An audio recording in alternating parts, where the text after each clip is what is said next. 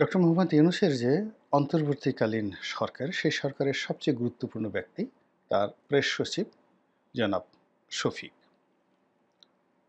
তার যে ক্ষমতা, এটার কোনো বলয় নেই। তার যে ক্ষমতা, এটার কোনো বৃত্ত নেই। তিনি কি করেন, তার কি করা উচিত, কি বলা উচিত, তার কর্মপরিধি কি, এটা নিয়ে প্রশ্ন করার মতো দুঃসাহস সরকারের ভেতরে কারোরই নেই। এবং তিনি মিডিয়া মোগল, সারা দুনিয়ার মিডিয়া মোগল রুপার্ট মারডক, তার যে ক্ষমতা, সিএনএন এর মালিক, ফক্স নিউজের মালিক, বিশ্বের যত নামকরা অস্ট্রেলিয়া থেকে শুরু করে পশ্চিমা দুনিয়ার বিখ্যাত পত্রপত্রিকাগুলো সব তার। তো সেই মিডিয়া মোগল হিসেবে রুপার্ট মারডকের যে ক্ষমতা, আমার কাছে মনে হচ্ছে যে সাম্প্রতিক সময়ে বাংলাদেশের মিডিয়ার উপরে তার চেয়ে বেশি ক্ষমতা জনাব শফিকের। তার কথায় মিডিয়া হাসে, তার কথায় মিডিয়া কাঁদে। তার হুকুমের বাইরে এই বাংলাদেশের মিডিয়াতে একটা টু শব্দ হয় না। এবং তার যে ক্ষমতা, সেই ক্ষমতার সঙ্গে যদি অতীতে শেখ হাসিনার যারা প্রেস সচিব ছিলেন, যেমন নাঈমুল ইসলাম খান, একেবারে নিতান্ত শিশু, অবোধ শিশু। তারপরে যদি ধরেন ইকবাল সোবহান চৌধুরী, তার মিডিয়া উপদেষ্টা ছিলেন, শিশু, অবোধ শিশু। তারপরে প্রেস ক্লাবের সভাপতি ছিলেন শফিকুর রহমান নামক এক ভদ্রলোক, সাংবাদিক, নাবালক, একেবারে নাবালক এই বর্তমান শফিকের তুলনায়।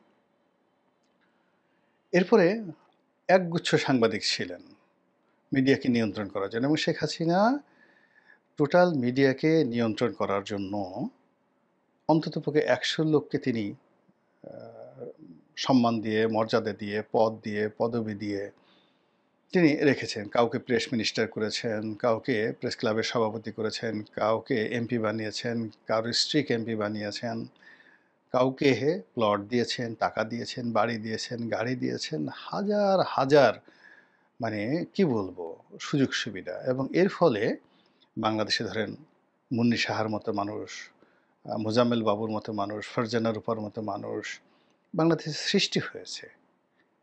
এবং আমরা অবাক বিস্ময়ে তাকাতাম যে এভাবে কারো উন্নয়ন সম্ভব। কিন্তু এই যে ডক্টর মোহাম্মদ ইউনূসের যে প্রেস সেক্রেটারি, তার উন্নয়ন, তার ক্ষমতার দাপট, কিংবা তার যে আকর্ষণ, তিনি যেভাবে সবাইকে আকর্ষণ করেন, তাকে দেখলে অনেক মানুষ প্রেমে মুগ্ধ হয়ে যায়, তাকে দেখলে অনেক মানুষ রাগে অস্থির হয়ে যায়। তার কথা শুনলে মানুষের কলিজা ঠান্ডা হয়ে যায়, আবার তার কথা শুনলে কারো কারো কলিজা আগুন ধরে যায়।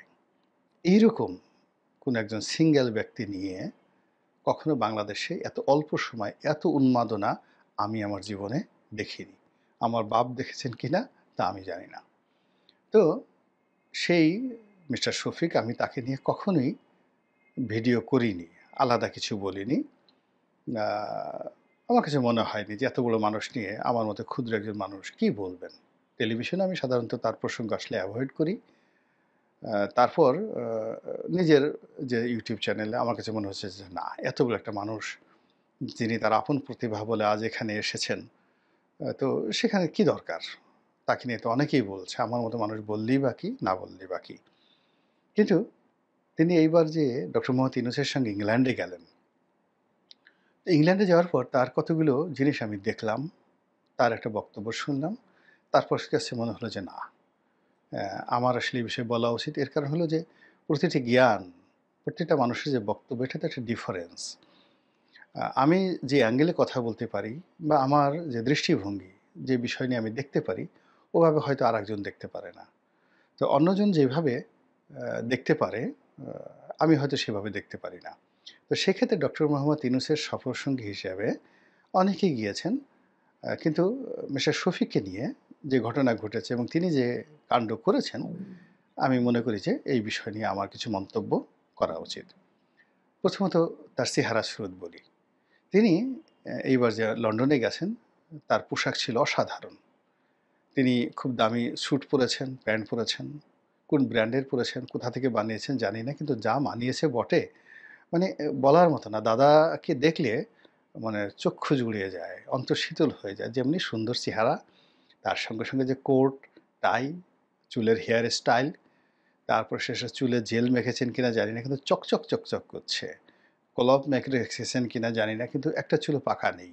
অসাধারণ! তিনি হোটেলে যাচ্ছেন, তারপরে বের হচ্ছেন। এই দৃশ্যগুলো দেখে আমার ভালো লাগলো। দ্বিতীয়ত হলো, তাকে গালাগাল দিচ্ছিল আওয়ামী লীগের লোকজন। বিশ্রী ভাষায়। আওয়ামী লীগ তো এমনি বাজে একটা দল। তারা খালি গালাগাল করে।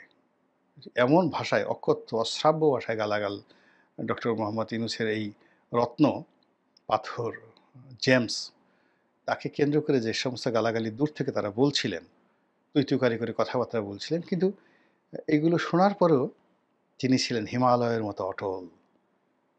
তার চোখে কোনো কাঁপুনি ছিল না। একবার শুধু দেখলাম যে তিনি খুব সূক্ষ্ম দৃষ্টি নিয়ে তাকালেন, অনেকটা ঈগলের চোখ নিয়ে, যে কে তাকে উদ্দেশ্য করে এই বাজে কথা বলল। চেহারাটা চেনা যায় কিনা, বা আগামী দিনে ওই চেহারার কাউকে বাংলাদেশে পেলে তাকে কিছু করা যাবে কিনা, ওইভাবে তিনি তাকালেন। আর সেই তাকানোর পরে তিনি যখন চোখ ফিরিয়ে গেটের দিকে যাচ্ছিলেন, হোটেলে ঢুকতে যাচ্ছিলেন, তখন আরেকটু হলে তিনি পড়ে যেতেন। পা স্লিপ করছিল তার। এটা দুটো কারণ হতে পারে। জুতা নতুন হতে পারে। আনকোরা নতুন জুতো যদি পরেন, আপনি স্লিপ করবেন। ২ নম্বর হলো যে আ হোটেলের যে ফ্লোর, মার্বেল, এটা খুব স্লিপি হতে পারে। স্লিপি হতে পারে। আ সেই কারণে আপনি স্লিপ করতে পারেন। আর ৩ নম্বর হলো যে পরিবেশ পরিস্থিতির কারণে আপনার নিউরন, ব্রেইনের যে নিউরন সিস্টেম আপনার সাথে বিট্রে করতে পারে। অনেক সময় দেখবেন যে আপনি ১ সেকেন্ডের জন্য বা ১ ন্যানো সেকেন্ডের জন্য হারিয়ে যান। আপনার হাত থেকে মোবাইল পড়ে যাচ্ছে, আপনি কাত হয়ে পড়ে যাচ্ছেন, অথবা আপনি অবাক বিস্ময়ে কোনো কথা চিন্তা করছেন বা দেখছেন, এবং মুহূর্তের ভিতরে আপনি হারিয়ে যাচ্ছেন। হঠাৎ করে চোখের সামনে একটা গ্লাস পড়লো, দরজা পড়লো, আপনি নাকে ব্যথা পেলেন, চোখে ব্যথা পেলেন, এরকম হতে পারে। তো সেক্ষেত্রে ওই যে গালাগালি শুনে তার নিউরনে প্রবলেম হতে পারে, অথবা ফ্লোর একেবারে যাকে বলা হয় এত মসৃণ, ওইরকম মসৃণ মার্বেলের উপর জুতো পায়ে দিয়ে হাঁটার নিয়মিত অভ্যাস না থাকলে যা হবার তাই হয়, স্লিপ খায়। আবার যদি গিয়ে ইংল্যান্ডে দেখা গেল যে অনেক দামি, দামি ব্র্যান্ডের জুতো আছে, সেখানে মরিসি আছে, বালি আছে। তো এই সকল জুতো বাংলাদেশে পাওয়া যায় না। ওখানে সেই জুতো পরার পরে একটু সমস্যা হয়। আই ডোন্ট নো তিনি সেই কাজটা কেন করেছেন। তো সেটা নিয়ে আসলে আমি ইন ডিটেইলস আলোচনা করব না। আমি তার একটা বক্তব্য নিয়ে আলোচনা করব যে তিনি আওয়ামী লীগের লোকজনকে কুকুর বলে গালি দিয়েছেন। আমরা যদি আ যে সাধারণ ভাষায় বলি কুত্তা, তিনি কুত্তা বলে গালি দিয়েছেন। আওয়ামী লীগের লোকজন কুত্তা। একেবারে ডাইরেক্ট বাংলায়। কিন্তু আশ্চর্য ব্যাপার হলো, তিনি বলেননি এরা কি নেড়ি কুত্তা? বাংলাদেশে যে পথে ঘাটে ঘুরে বেড়ায় নেড়ি কুত্তা? নাকি ইংল্যান্ডের ব্রিটিশ কুত্তা? নাকি জার্মান শেফার্ড?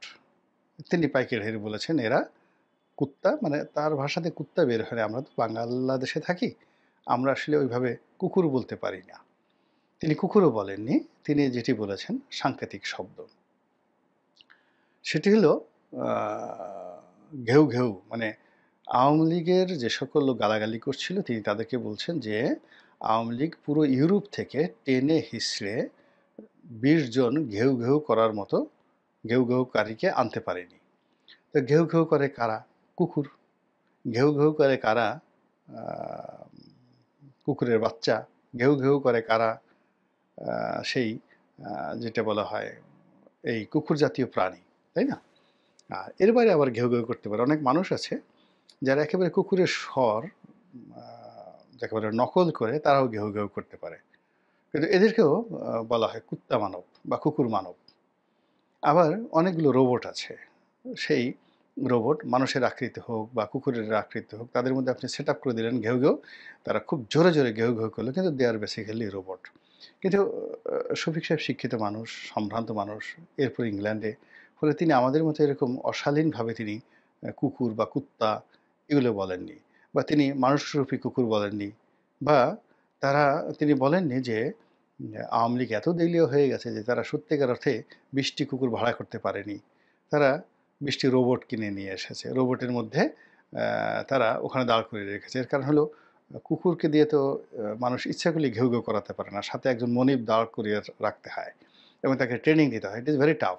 আপনি যেকোনো একটা কুকুর ট্রেনিং দেবেন এবং আপনার কথা মতো একটা কুকুর যেকোনো একজন অভ্যাগতকে দেখে ঘেউ, ঘেউ করবে, খুব কঠিন একটা বিষয়। তো এটা আওয়ামী লীগের লোকজন এই কাজ যদি করতে হয় তাহলে তাকে অনেক পরিশ্রম করতে হবে।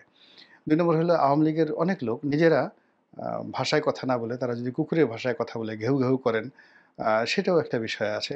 তো এরকম কুকুরের বাসায় কেউ ঘেউ, ঘেউ করছেন কিনা এবং তিনি ডক্টর মোহাম্মদ ইউনূসের যিনি প্রেস সচিব তিনি তার সেই দিব্য দৃষ্টি দিয়ে সেই যে মানুষ যারা ওখানে দাঁড়ানো ছিলেন সেই মানুষের মধ্যে কুকুরের ছবি দেখেছেন কিনা কিংবা মানুষের কণ্ঠের